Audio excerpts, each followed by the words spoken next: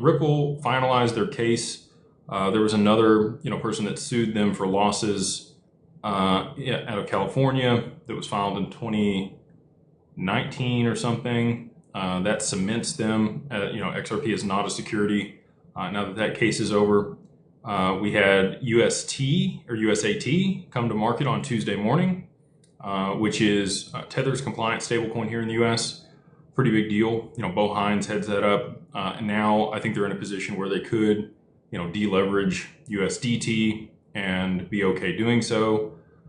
I always thought that that was kind of a pivot. Maybe I'm completely off. There's always been people that have flooded Tether, and Tether hasn't gone anywhere. It's been used to soak up US Treasuries. But after the reverse carry trade unwinds, I think a lot of its use is going to be gone, and USAT will take that. Here in the US, they do have 3 years with USDT to get compliant. But if it depegs and has some issues, we'll have to see how everything plays out. Maybe they rotate that liquidity from USDT into USAT for all of the treasuries that they have on that balance sheet.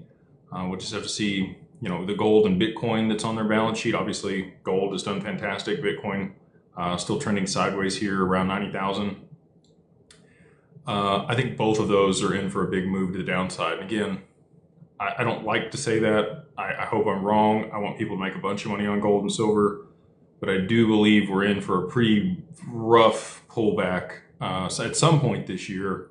Maybe it takes longer, it just trends back down, but I think it'll be a violent pullback on gold to somewhere around 2,000 or 2,100, and then silver back down to touch the top at 50 before it continues higher. And I do think that they'll go higher. I just think there's going to be volatility when the reverse carry trade unwinds, which will destabilize a lot of things, including the stock market, which was also at an all-time high today. If you look at the S&P 500, we were at $7,000.